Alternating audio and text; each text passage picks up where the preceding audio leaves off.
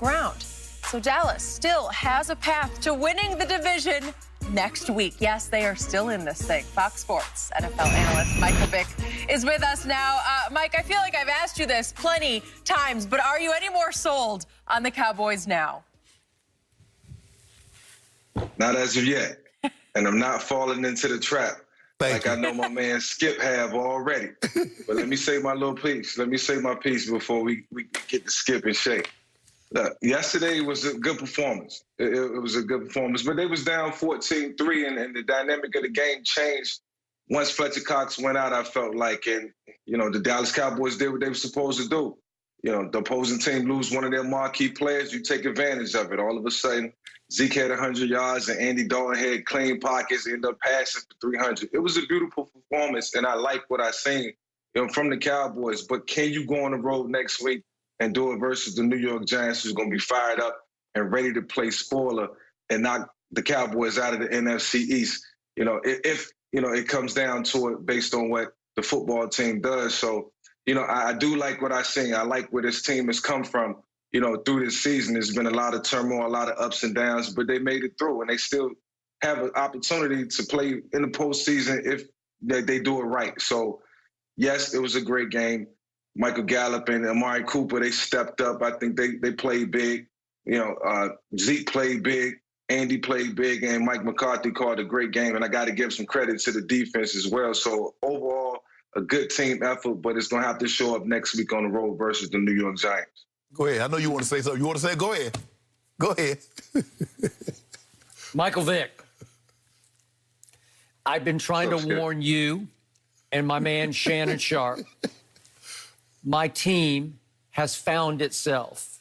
Here come the Cowboys, a team that was running away with negative turnover ratio, leading the league at the bottom of the barrel in turnover ratio, has suddenly flipped the switch and the script. And all of a sudden, over 3 games, they've taken it away 10 times and lost only 1. 10-1 over 3 games. Andy Dalton has flipped his script. He's back to that Andy Dalton who won 10 games a year for his first 5 years in Cincinnati and made 4 times, went to the playoffs 4 times. And he's 7 touchdowns to just 1 interception over the last 3 games. And you can laugh if you want about my team going to Cincinnati and beating them 30-7. But Pittsburgh went in there 8 days later and got thumped 27 to only 17. And you can laugh all you want about my team hanging 41 on San Francisco. But San Francisco on Saturday held Kyler and company in a stadium they share now as their home stadium in Phoenix, held them to 12 points. So 41 my team scored, and then all of a sudden that team holds Kyler and company to only 12. And yesterday my team scored 37 more points on a Philly. I grant you no Fletcher Cox, 2 of the DBs were out, but Darius Slay came back. And that same Philly defense against New Orleans just 3 games ago in Jalen's first start held, again, Taysom Hill and company to only 21 points. Something is happening in Dallas. Here they come. And the most gratifying development of all to me yesterday was that, as Michael Vick points out, they fell behind 14-3 pretty quickly thanks to an 81-yard bomb to a man that Michael Vick knows very well, a partner in crime for him in the past in touchdown crime, because he used to throw bombs to Deshaun Jackson, and he's still running past people and catching them. And I'm not sure why they didn't throw him another pass the whole game, but they did not. He has a history of not playing big against Dallas, but that was big, the 81-yarder. And then I don't know what happened. I don't know if we just shut him out or Jalen couldn't find him. But speaking of Jalen, Shannon thought he played poorly. I'm going to get Michael's view on this in just a moment. But Jalen Hurts combined for 411 yards. That's 342 passing and added another 69 running. I thought he played very well, but he made one big mistake mid-4th quarter on the end zone interception that he threw on 3rd and 12 from the 17-yard line. He got hemmed in. I think he wanted to run it. At the last second, he couldn't get outside. pulled up and made a bad idea throw that got picked off by Anthony Brown on the goal line. So that was the one bad play, because the fumble that he was credited with was not a fumble. His knee was down, and it could have really changed the game. My team got a break. My team hasn't gotten any breaks all year, and it got a big break on that one. Then Jalen threw a late desperation interception that Trevon Diggs got. I'm not going to dock him for that one. So he made one bad play the whole game. Other than that, I thought he was pretty spectacular, because the two teams combined for the most yards ever in any Dallas-Philadelphia game in history of this rivalry. They had almost 1,000 yards, 990 yards. So both quarterbacks were lighting it up. But I was proud of my quarterback, because he didn't quit at 14-3. Here they came, and they just poured it on, and they were ahead 20-17 at halftime. Was it a question of both offenses lighting it up or both defenses stinking it up?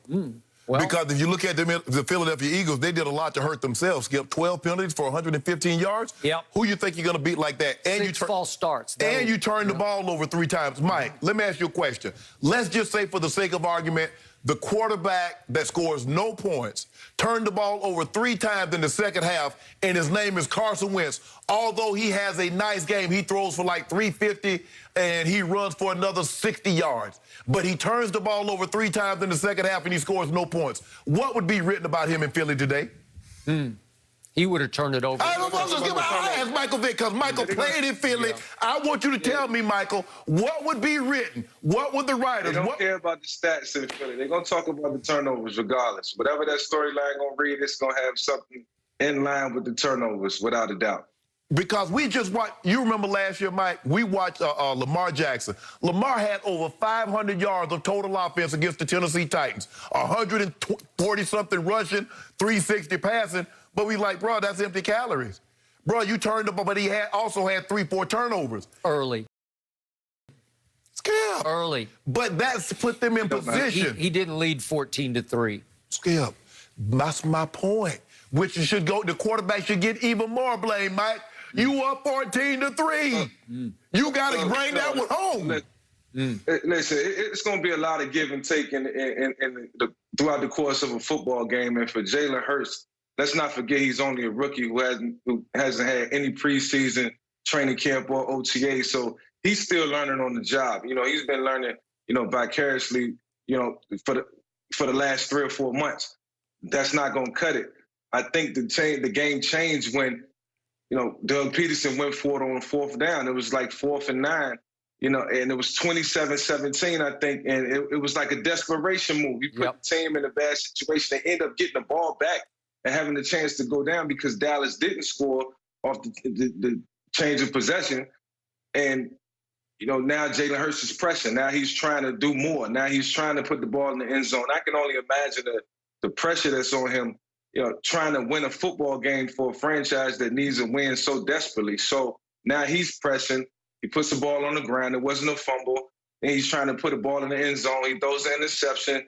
That's normal. Some things are going to happen. He's not perfect. He's still young. So, I think the coach has to put him in a better position. And obviously, Jalen's going to learn from those interceptions and that turnover. But, he went for 400 yards plus in terms of total yards. So, it's for Philadelphia, you can look towards the future because they got some big things popping over there. They just got to put it all in perspective and get back on the right train. I thought Dougie P got conservative too, Skip. When they got up 14-3, all of a sudden he wanted to hand the ball off. The man dealing.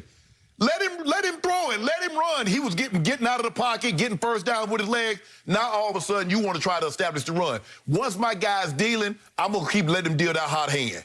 But Dougie P, and he's always done that. That's why I said I think this has been not one of his better years of calling plays. But, Mike, we've been asking you this back and forth. Are you convinced that Jalen Hurts is the quarterback of the future for the Eagles? Because that's, I think, all this other stuff, nothing else matters. Because that's what people want to know. And at the quarterback position, it's all about building. It's all about what can you get out of the player. What do you see in him that you can build around? What can you generate in terms of offense? How much more offense can you bring to the table in terms of, his athleticism, his competence and everything that he brings to the table versus the guy that you have in place now. So it's a lot of decisions that has to be made. But moving forward, if I'm the Philadelphia Eagles in ownership, I'm going with Jalen Hurts for the future because we can do so much more on offense moving forward. Agreed. There was one quick play I want to talk about yesterday when Jalen was in a foot race to the edge with Jalen Smith of the Cowboys, who can fly. and he just effortlessly and seeming to you know, it's like deceptive speed. And he turned the corner on him, and I said, that is real speed. Yeah, he kicked dust up in Jalen's face. Hey, seriously. He got D-Law, too. Yeah, he got him, too. So, Michael, last question. Gut feeling next week, Dallas at Giants, Washington football team at Eagles. How does this play out? You know what? To the Cowboys' credit, I think they go into New York, and I think they beat them. I think Andy Dalton and his experience to get them through this game, obviously his leadership is going to be very important throughout the week in terms of getting the team ready, offensively and